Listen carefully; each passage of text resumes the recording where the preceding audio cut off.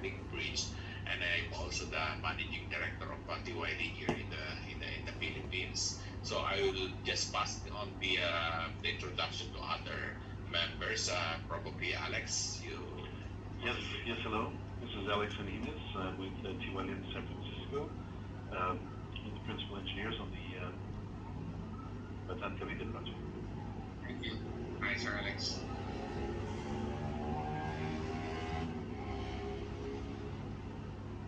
Hi, good morning. I'm Adrian de Guzman, engineer for PCIB.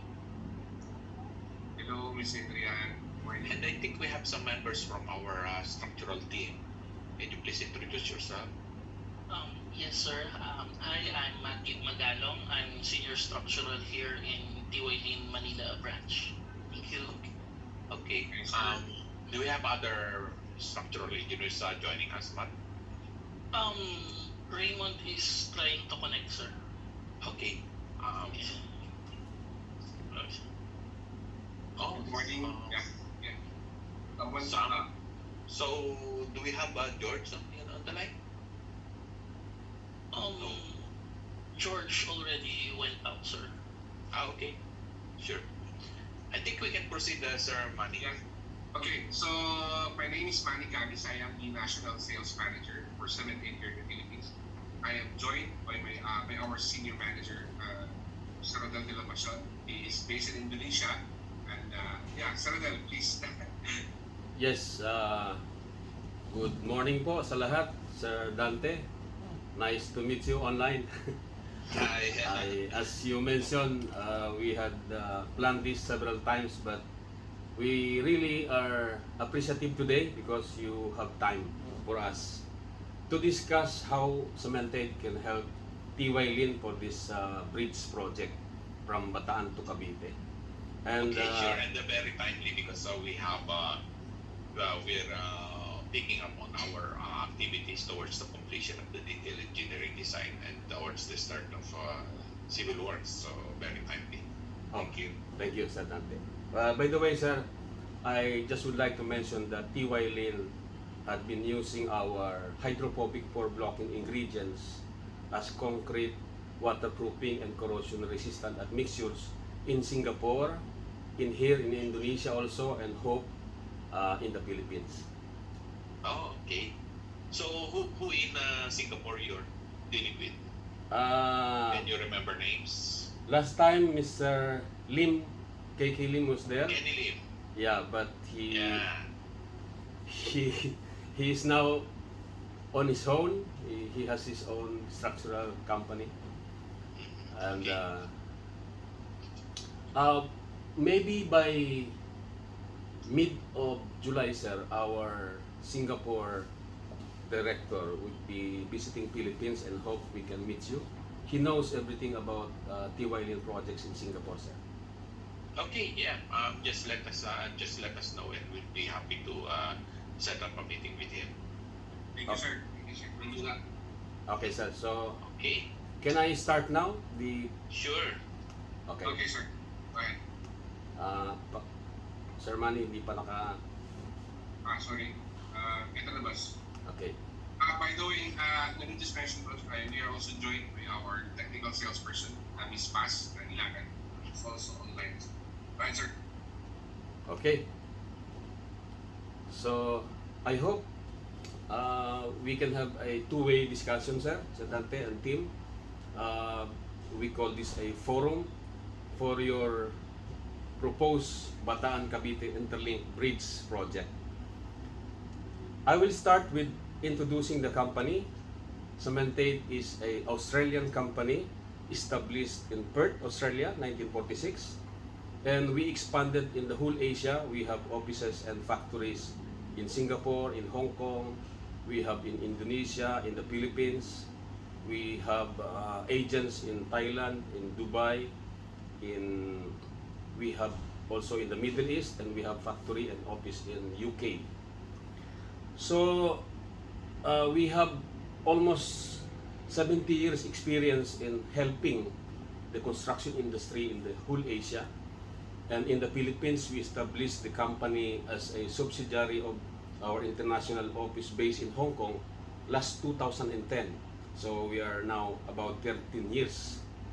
And we had established our own manufacturing facility in San Pedro, Laguna. So this manufacturing company can cater all the requirements in the whole Philippines without the worry of the stocks, because last time we were importing from cemented Singapore. Okay, to start with, sir, the basics of how we can protect the concrete against corrosion and also the steel reinforcement. We all know that 1 liter of seawater would contain about 53,000 milligrams of chlorides, which upon penetration inside the concrete, if it get in touch with the steel bars and you have some oxygen during the low tide, and then you will have corrosion of the steel. And we all know that 1 liter of seawater contains 7,200 milligrams of sulphate, which also will damage the concrete itself, the cement paste. That's why the cement manufacturing industry created this sulphate resisting cement, which is type 2 and type 5. So this is the problem now, how to protect the concrete and the steel bars against corrosion. If we have these structures, marine structures, as I mentioned, the chloride will corrode the steel, the sulphate will damage the cement paste in the concrete, and later on, if there's a continuous crystallization of salt inside the capillary of the concrete, it would be easy to have this spalling of concrete because the concrete is weak already. And number 4, during the wet and dry process in the bridge, you will have a expansion and contraction of concrete. So it will further the damage of the whole structure, the reinforced concrete structures. And I just would like to share this, Sir Dante, because everyone is saying that cement type 1 is not recommendable for marine structures because the tricalcium aluminate content in the type 1 cement will speed up the damage of concrete. So they created this type 2 and type 5 containing a very small amount of tricalcium aluminate. And indeed, it can help the concrete against sulfate attack. However, on the other side, type 2 or type 5, where you have a minimum amount of tricalcium aluminate, will have a more faster corrosion of steel. Why? If we study the cement type 1, with the higher amount of tricalcium aluminate, it can neutralize the chloride ion penetration. So it protects a little bit the steel reinforcement, but it will not if we will use cement type 2 and type 5. But what we are saying now is if we will use type 1 only, but we'll use this cemented admixture, which will not allow any penetration of liquid containing salt, containing acid, we don't have to worry about tricalcium aluminate because the sulfate, chloride, and acid will not penetrate the concrete. So yun po yung gusto kong i-explain. Nakuha ko lang po ito sa Google kasi available naman po itong information na to. So, I'm showing this, sir. This is in Indonesia. I thought it was in the Philippines. Apo. Originally, of course, they used the normal concrete with cement type 5. But after 10-15 years, they have to do the repair. And what they used is just a non-shrink grout. We all know that non-shrink grout is a very good cementitious product. It will reduce the shrinkage of that grout to prevent cracking. The compressive strength is very high, 28 days, about 65 MPa. However, it is still absorptive. So when they use that to repair this particular warp, it's gone already after 16 years. and exposing again the original concrete structures to damage. As you can see, Sir Dante, yung steel reinforcement heavily corroded na and need another repair.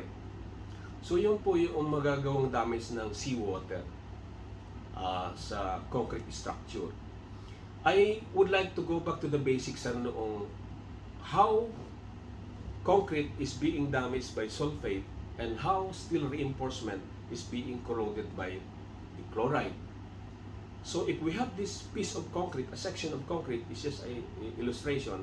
If you have a seawater, the seawater will go inside the concrete and will damage the concrete due to the sulphate content of that seawater. And the chloride will corrode the steel, obviously, and you will have all the other problems like spalling of concrete.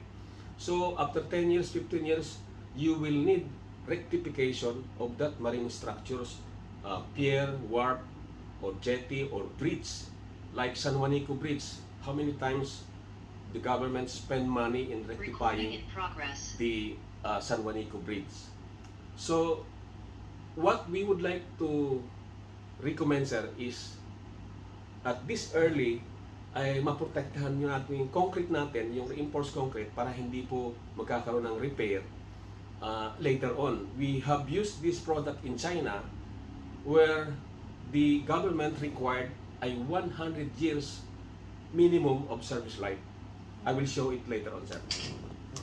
Okay, so how to solve the problem? Cementite invented this fantastic admixture called hydrophobic pore blocking ingredient, sir. It is a liquid admixture and we call it a system.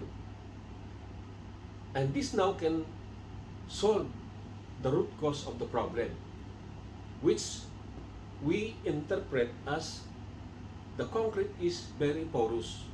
If the concrete is not porous, there will be no damage in the concrete and no corrosion of the steel bars. We don't need to use cathodic protection, cementite five. We don't need to encase the concrete with epoxy. So we would be able to eliminate those possibilities of damage in the concrete, or we call it mechanism of corrosion. There are 11 actually. I will not explain it in detail.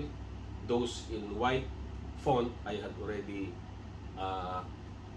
discussed because this is in relation to your project, the bridge. So if we can produce a concrete like this, Sir Dante, Sir Alex, where the concrete is not absorbing any liquid, if this liquid is containing chloride and sulphate, it will not damage the concrete because there's no corrosion reaction. The sulphate and chloride is just outside the concrete, so wala pong corrosion. So we have these three classes, Sir Dante. This is a one product formula, but we have this class 1, those at 30 liters per cubic, which is normally being used in Singapore. We have this 20 liters per cubic meter of concrete, class 2, and the lower class is 15 liters per cubic. If you remember admixture, Sir Dante, siguro mga 4, 2 liters, 5 liters per cubic lang, but this is a waterproof and corrosion resistant admixture.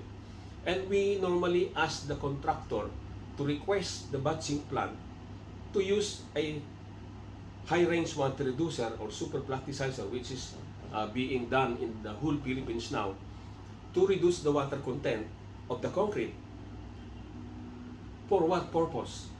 We would like to reduce the shrinkage of concrete, number 1. Number 2, we would like to make the concrete more workable, to minimize substantially the voids and honeycombs. And number 3, to improve the quality of the concrete. So we all know that if the water cement ratio is lower because we introduce this high range water reducer, the compressive strength would be much better than the normal concrete. It's like a 10 to 15% higher compressive strength. And second, cementite will also supply our own curing compound to cure those concrete with these hydrophobic pore blocking ingredients. Anyway, by the way, we call it HPI dahil mahaba po yung hydrophobic pore blocking ingredients. So itutuloy ko lang po, sir. Kung mayroon pong tanong, sir, we can jump in so that... Yeah, sure. Yes. Please go ahead. Yeah. Okay, sir. So, Sir Dante, so that we can recommend the most economical system, we have this guidance or criteria that for marine structures where your client wants a zero repair within the 50 years period, we will recommend po yung class 1, which is those at 30 liters per cubic. If your client would like, say, at least 25 years without any repair, and then we will recommend the class 2, those at 20 liters per cubic. And if, say, at this time there's no budget, the budget is only to use cement type 2 or type 5 or epoxy, there's no cathodic protection, maybe we can recommend the class 3, which is at 15 liters per cubic. But if you have a complete specification right now, sir, you are planning to use cement type 5, cathodic protection on the steel, and epoxy for the concrete, then type 1 or class 1 would be cheaper, sir. So that's the indication on the price. So if, say, we will recommend this class 3, it is those at 15 liters per cubic, and it will include cementage curing compound, and we will apply the curing compound ourselves. And this will be the summary of the specification. The water cement ratio we will request would be 0.39. The slump at site should be at 7 inches plus or minus 1. And the quality of the waterproofing corrosion resistant based on the British standard water absorption is less than 1.5%. As a reference, sir, Dante, yung pong normal concrete 30 MPa would have a 3.5 to 5% of water absorption. So this class 3 would be able to reduce substantially about 50% of the water absorption of the concrete. And if we will use this class 3 where your requirement is 20 years without repair, there's no need to use cement type 5, membrane, cathodic protection, screed, and or epoxy. So we also recommend this class 3 when concrete is exposed to chemical but the pH value is more than 5. So yun po. So this HPI, sir, is not just being delivered to the batching plant and it's up to them to dose it into the concrete. We even though we are just a manufacturer, we do not have a license to do civil works activity